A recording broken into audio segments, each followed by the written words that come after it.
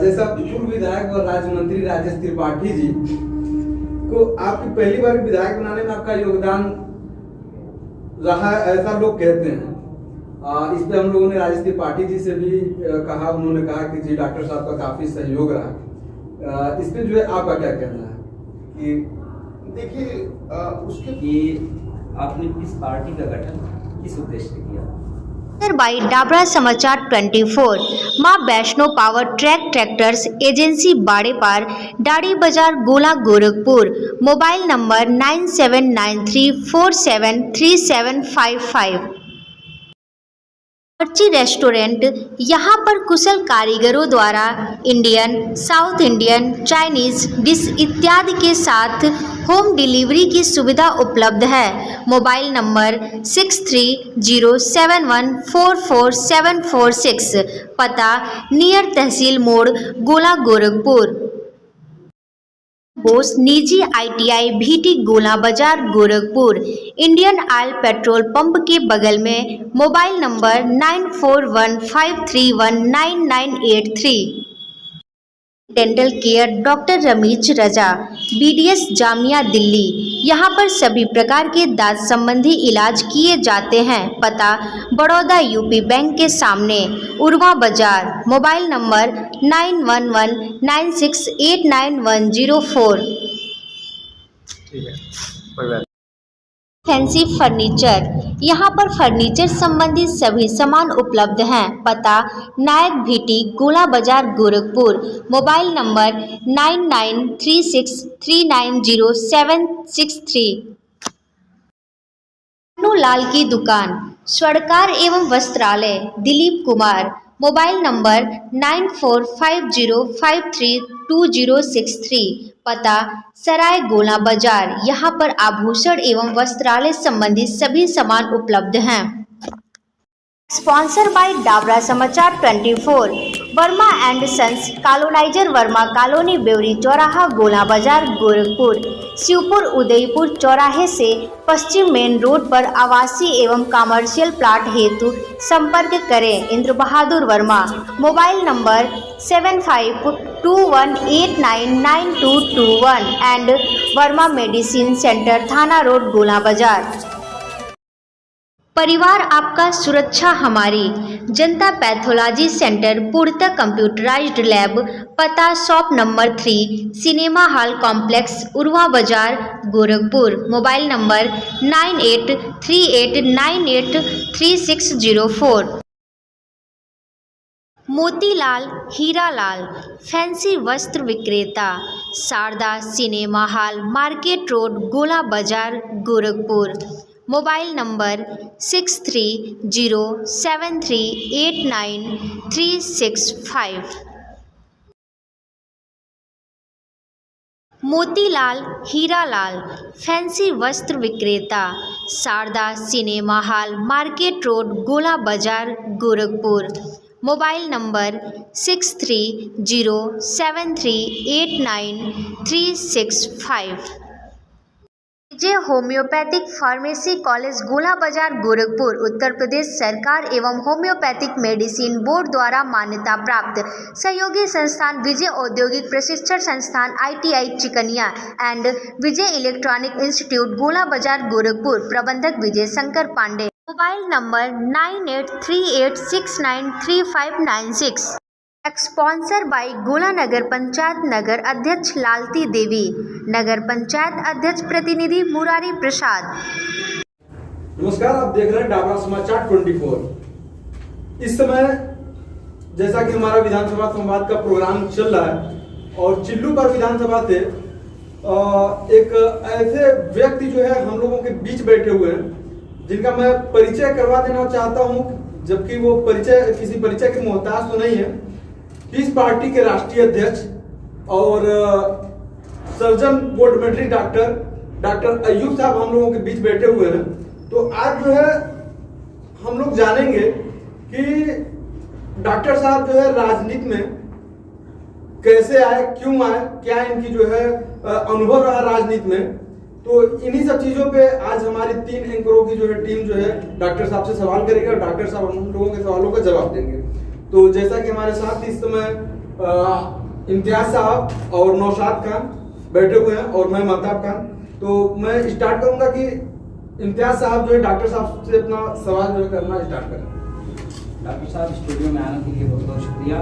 पहला सवाल है मेरा कि आपने किस पार्टी का गठन किस उद्देश्य से किया?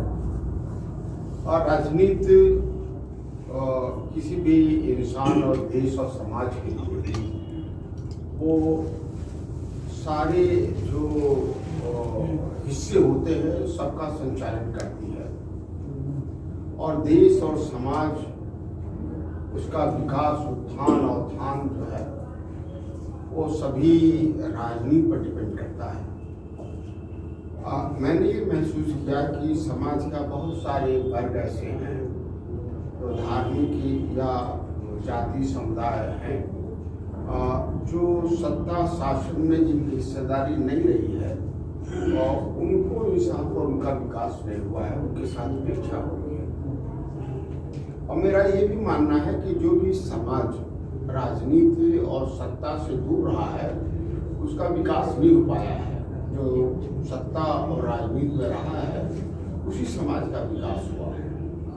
तो हमारी कोशिश ये रही है कि जो समाज खास तौर पर पिछड़ा वर्ग, दलित वर्ग और मुसलमान जो सियासत और सत्ता की उपेक्षा का शिकार है, जिसका विकास नहीं हो पाया है, उसका समुचित विकास हो, पूरे तौर पर उसको समानता के साथ विकास हो, जो हमारे संविधान की अवधारणा है, जो विशेषता है, उसी को पूरा करने के लिए पीस पार्टी का गठन किया गया है। पीस पार्टी इसी लिए प्रयास कर रही है। डॉक्टर साहब, मेरा आपसे एक सवाल है कि 2022 का चुनाव, आगामी चुनाव, क्योंकि पार्टी राजनीतिक पार्टी है, तो गठबंधन में लड़ेगी या खुद कैंडिडेट लड़ेगी? देखिए, गठबंधन तो राजनीति में एक महत्वपूर्ण फैसला है। ये जिससे भी गठबंधन होता है उन पार्टियों के फायदे या नुकसान की बुनियाद पर होता है और वोटों का कैसे लेन देन हो सकता है उसके बुनियाद पर होता है। और बहुत सारे राजनीतिक दल समान विचारधारा होने के बावजूद भी उनमें एक तरह का द्वेष होता है, इस तरह का डर होता है कि अगर कोई और आ जाएगा तो उसकी वो हुकूमत नहीं कर पाएगा, वो आगे नहीं बढ़ पाएगा। तो मुस्लिम समाज उत्तर प्रदेश में करीब सरकारी आंकड़े में 20% है, मगर वैसे करीब 25% है। और ये समाज सियासत और राजनीति से बिल्कुल अलग है।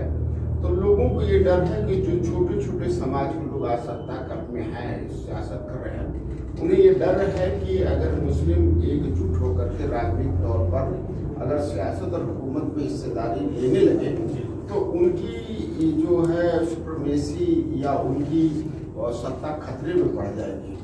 इसलिए कोई भी दल, खास तौर पर जो मुस्लिम लीडर हैं, जो सियासी पार्टी के लीडर हैं, उनके साथ समझौता करने की इच्छुक नहीं होती, तो उन्हें डर रहता है।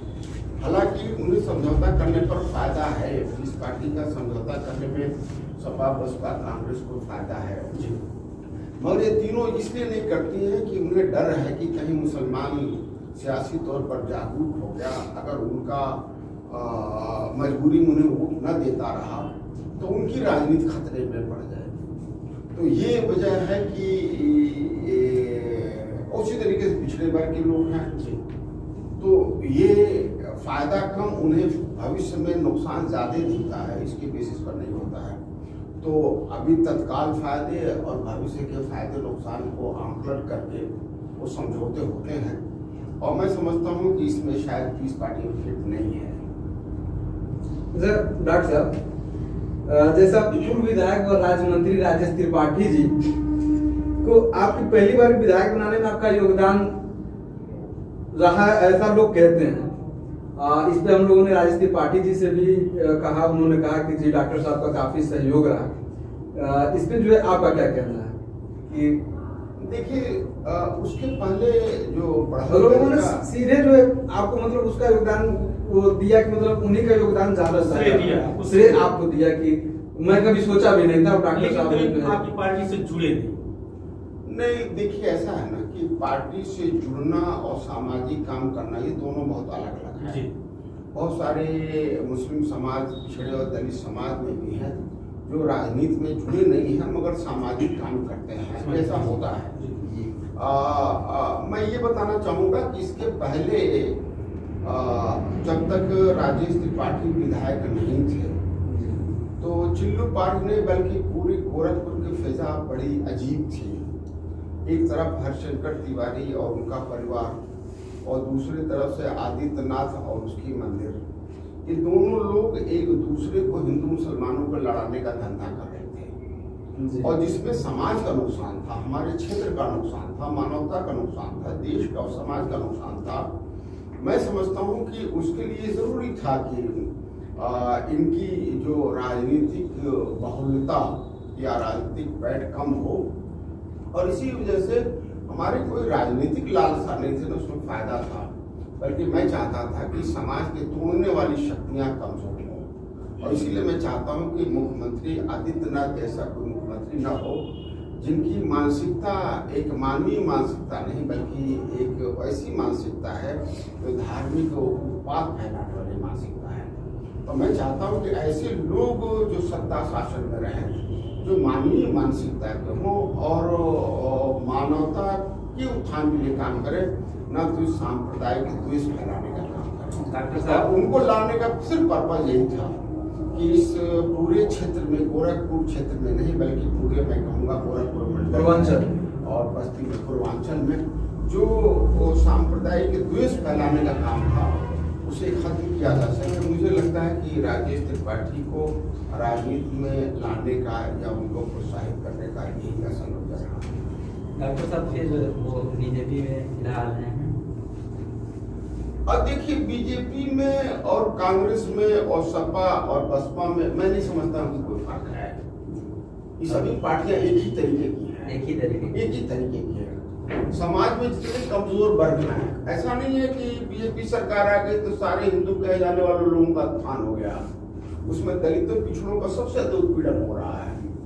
तो उसी तरीके समाजवादी पार्टी आई पिछड़ों के नाम पर, इसका मतलब सभी पिछड़ों का उत्थान हो गया।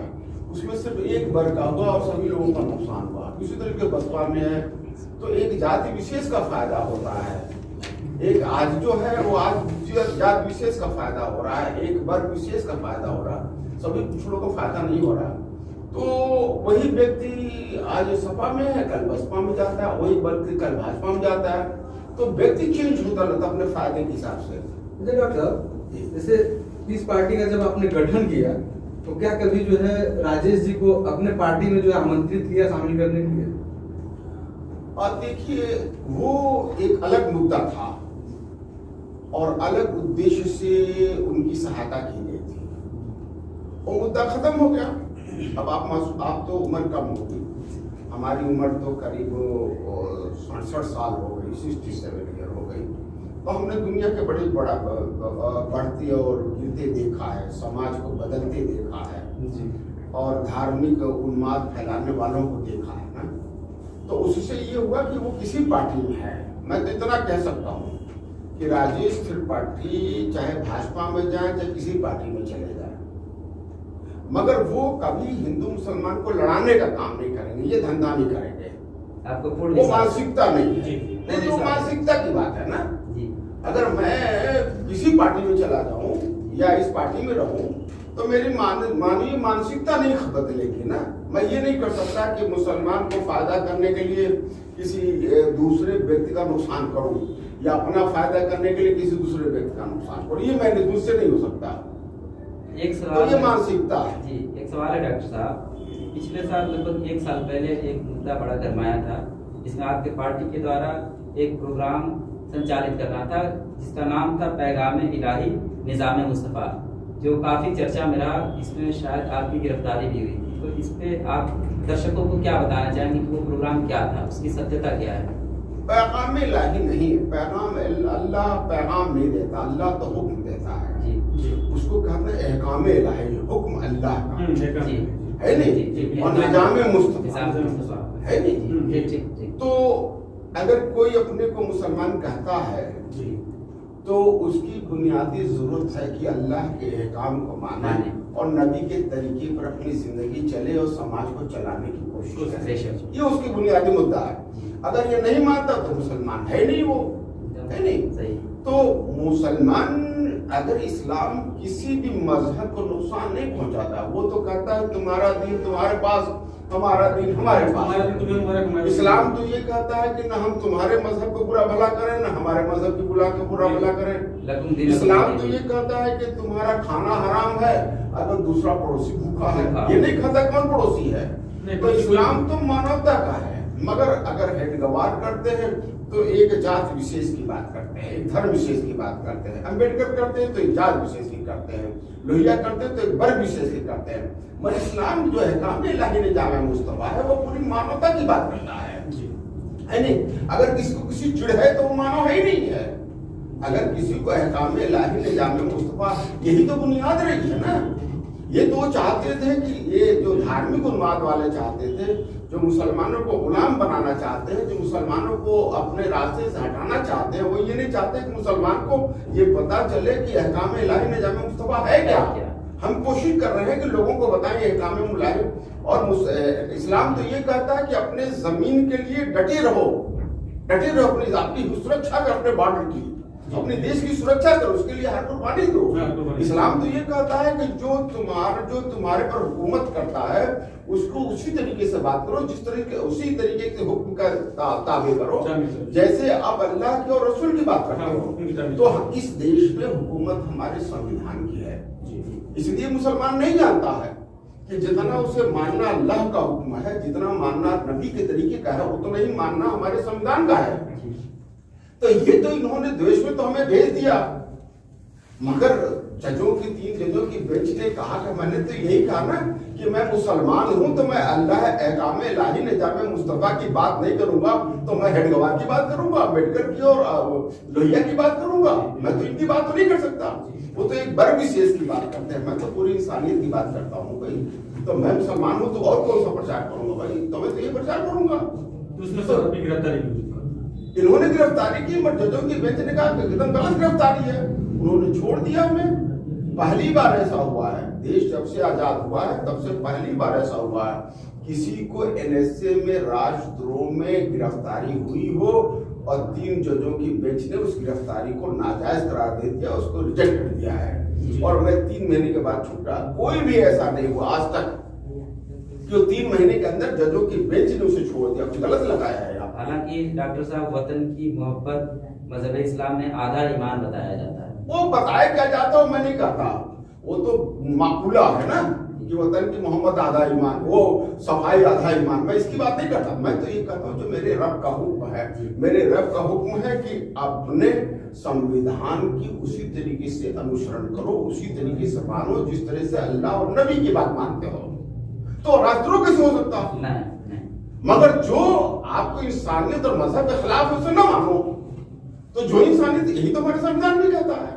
ये मेरा रब कहता है कि अपने मुल्क की हिफाजत करो, उसके बॉर्डर की हिफाजत करो, जमे रहो चाहे तुम्हें जान देना पड़े। तो ये तो मेरे मुल्क, ये तो मुसलमान नहीं जानता ना, तुझे बताना पड़ेगा। तो अगर किसी को लगता है कि ये कम्युनल है तो उन कम्युनल लोगों को परेशानी है ना कि मुसलमान सही इस्लाम समझ जाएगा तो उनका गुलाम नहीं रहता, क्योंकि मुसलमान किसी से डरता नहीं है, अल्लाह से डरता है और दुनिया में किसी से नहीं डरता। वो जानता है कि एक ही फैसला करने वाला जो मेरा रब है। डॉक्टर साहब, इस पार्टी में जो आपने गठन किया, किन किन समस्याओं का सामना करना पड़ा और कहां तक सफलता?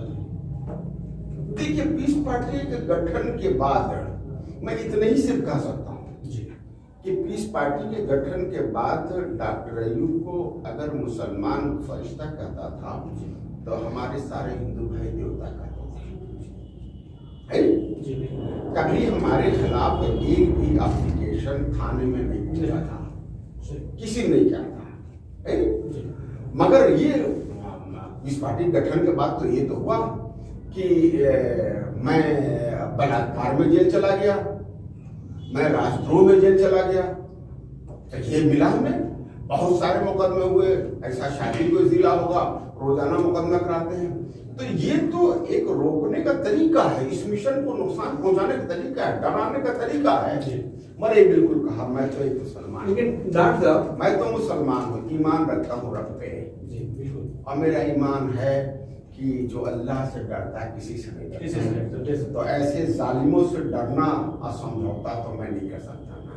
तो इसलिए मुकदमा करावे, जेल भेजे, फिर जेल भेज दे, मुझे उसमें कोई फर्क नहीं पड़ता है ना।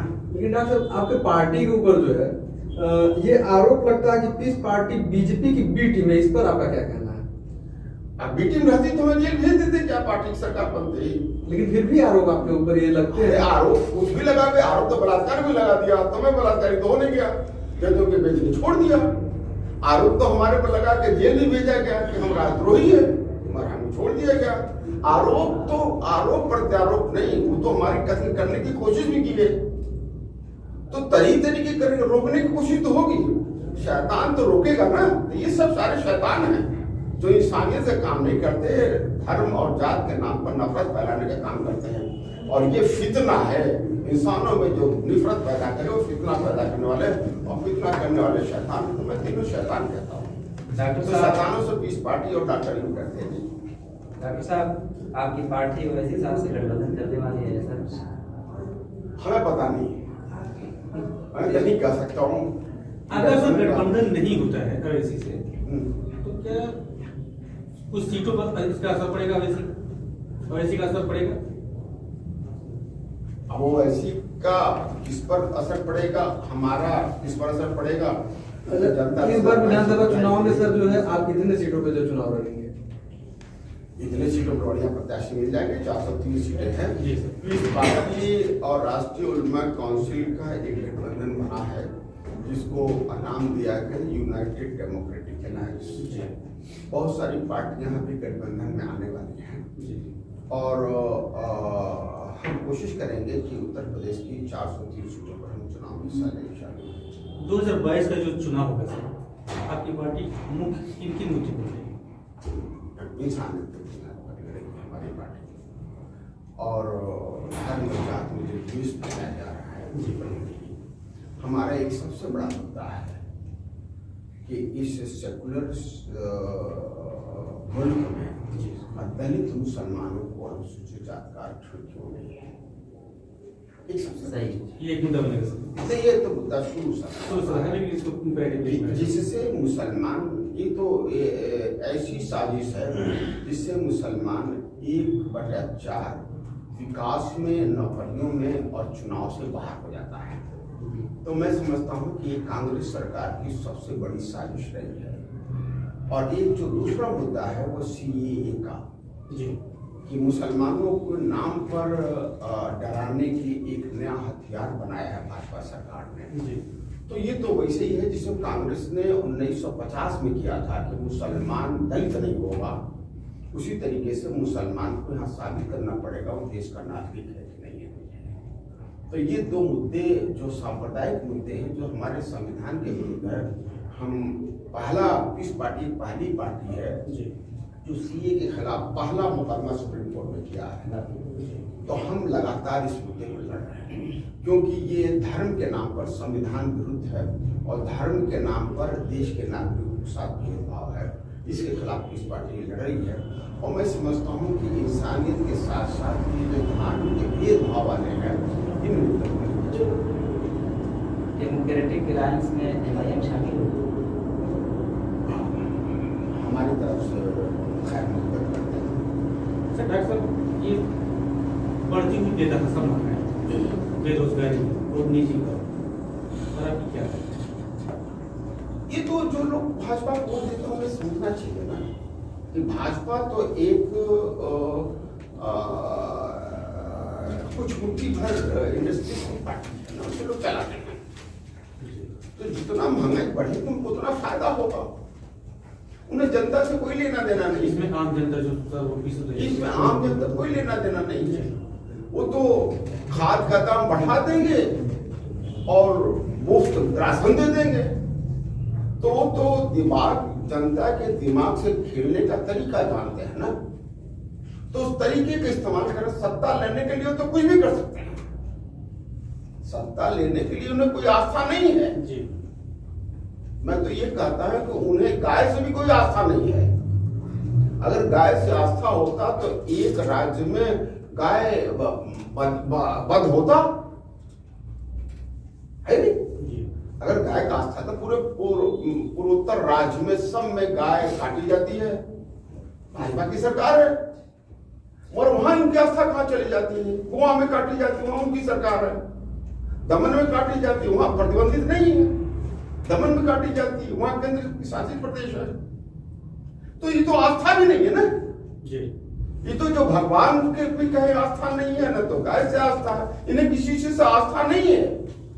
राजनीतिकरण अरे कोई राजनीतिकरण नहीं है, इन्हें कुछ नहीं है। इन्हें सत्ता चाहिए, जनता पर हुकूमत करने के लिए सत्ता चाहिए। अगर हमारी आस्था है, हमारा तो ये थोड़ा है कि हमारा यहाँ 2 रकात नमाज फर्ज है तो हम बंगाल में जाएगा तो 1 रकात हो जाएगा, और वो तो कुछ भी कर देंगे ना।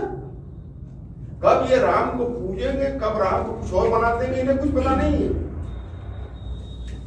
तो इन्होंने राम से भी कोई आस्था नहीं है। वो तो एक मुद्दा बना दिया कि कैसे फायदा उठाएं, राजनीतिकरण करें, धर्म का राजनीतिकरण करके कैसे फायदा उठाएं। उनका आस्था बिल्कुल नहीं है। आस्था रहता तो सबसे बड़ा धर्म मानव सेवा है। अगर राम होते, अगर मर्यादा पुरुषोत्तम राम और कृष्ण होते, तो मैं तो ये कहता हूँ कि सबसे पहले भाजपा के खिलाफ युद्ध लड़ते, क्योंकि मानवता के लिए लड़ रहे थे, धर्म के लिए लड़ रहे थे। धर्म यही है कि सभी की सेवा करना, किसी के साथ अन्याय न करना, ये धर्म है।